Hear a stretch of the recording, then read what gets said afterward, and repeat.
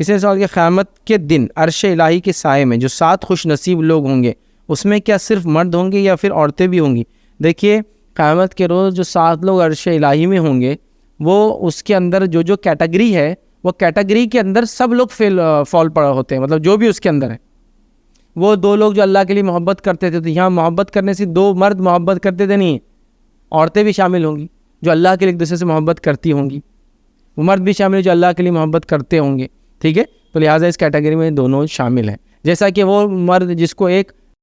خاتون جو ہے دعوت دے برائی کی اور وہ کہے میں اللہ سے ڈرتا ہوں، وہ بھی رہیں گا نا، تو ظاہر سی بات ہے یہاں یہ بھی آفر رہیں گا کہ وہ عورت جس کو مرد دعوت دے، لیکن ظاہر سی بات ہے یہ کیس الٹا ہو جائے گا، مطلب اس کو بولنے کی ضرورت نہیں، جو میجورٹی ہوتا ہے وہ بولا جاتا ہے۔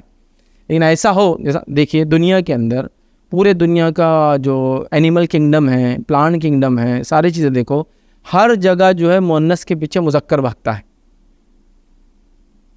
مؤنث کے پیچھے مذکر بھاگتا ہے۔ اب یہ کیس میں ایک عورت جس کے پیچھے دنیا بھاگ رہی وہ خود بلا رہی مرد کو، تو یہاں زیادہ چانسز ہے کہ ادھر ہو۔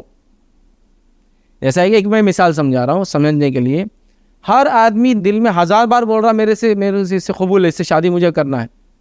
عورتوں کا مزاج ویسا نہیں ہے، مطلب شادی کے دن ہی پرٹیکولر جا کے ہم ایک دن بولتے ہیں نا قبول ہے، حالانکہ مرد 100 بار دل میں بول لیتا قبول ہوں گا اس سے پہلے اور اس کے بعد، تو بھی وہ قبول مانا نہیں جاتا جب تک انٹینشن کے ساتھ دونوں کا جمع ہو کر نکاح کی مجلس میں آ کے نہیں بولتا مجھے قبول ہے، ٹھیک؟ تو لہٰذا ایسا ہوتا نہیں کہ کوئی عورت بلائے، جنرلی نہیں ہوتا ہے۔ مرد کی خواہش ہوتی ہے کوئی عورت دور بھاگتی ہے، اس سے یاد رکھی، تو یہاں جو ہے ایک عورت بلا رہی ہے،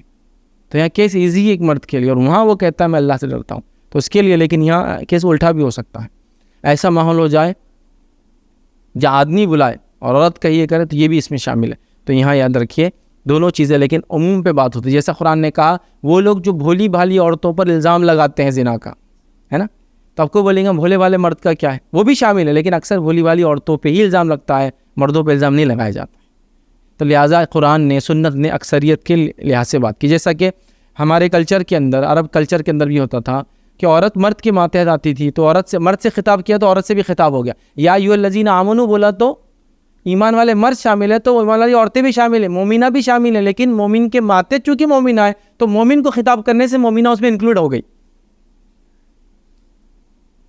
آپ سمجھ رہے اس کو؟ یہ ایک دم کامن فینومینا ہے، مطلب ایک کو بولے تو دوسرا اس میں شامل ہو جاتا ہے، اس کا میننگ یہ ہوتا ہے۔ تو لہٰذا اس اعتبار سے جہاں اللہ تعالیٰ نے کہا کہ عرش کے سائے میں 7 لوگ ہوں گے، وہاں مرد اور عورتیں دونوں اس کیٹیگری میں جو بھی فال ہوتا ہے وہ اس کے اندر شامل ہے، یاد رکھیں۔ اس میں کوئی تمیز نہیں کہ جو 7 لوگ ہیں وہ 7 صرف مرد ہوں گے، وہ کیٹیگری ہے 7، ان 7 کیٹیگری سے مرد اور عورتیں دونوں انشاءاللہ عزیز اس کا بینیفٹ اور اس کا فائدہ ان کو ہوگا، یا وہ کام کریں گے تو ان کو وہ قیامت کے دن اجر ملیں گا انشاءاللہ۔